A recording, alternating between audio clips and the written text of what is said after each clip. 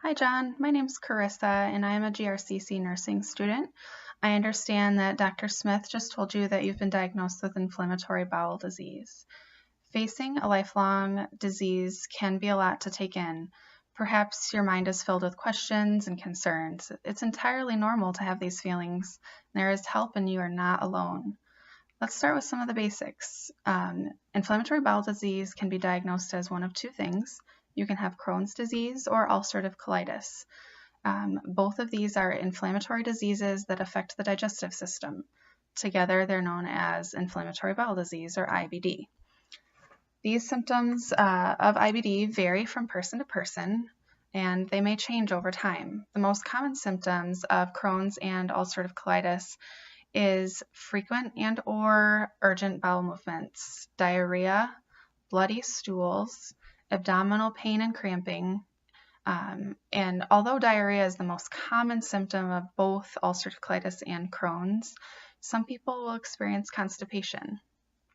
People with IBD may also report symptoms such as fatigue, lack of appetite, and weight loss. It's important to keep track of your symptoms and share them with your healthcare provider to determine the appropriate treatment.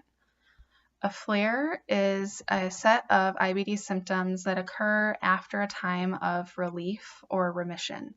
After being diagnosed with ulcerative colitis or Crohn's, people who improve with treatment should watch for signs of a flare. Although symptoms do not always mean that inflammation is present, they often suggest that inflammation has returned or is becoming more severe. While you are in a flare, it's very important to contact your gastroenterologist right away. You will likely be prescribed medications in addition to what you'll already be taking that you should take exactly as directed.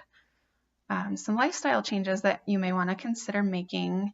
Although IBD is considered a chronic disease, people find that with proper treatment and lifestyle changes, they can live normal lives just like they did before. So in addition to ongoing need for tests and treatment, you may face some challenges with everyday living and social issues. For example, having access to a restroom. For those people who experience the frequent and urgent bowel movements, it's very important to know where the restroom is located.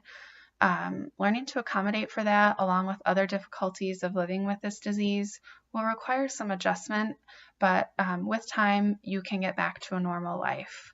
You may need to make special arrangements with work or school, and your gastroenterologist will be more than happy to help facilitate that for you if you need documentation.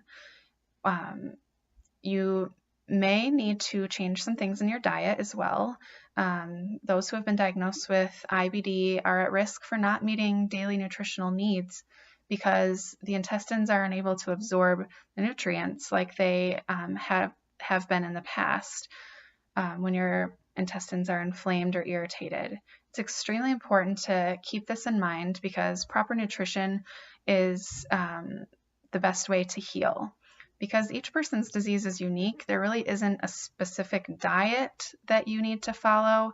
However, people with IBD should aim to have a nutrient-rich, well-balanced diet with plenty of fruits and vegetables, grains, and lean protein like poultry or fish.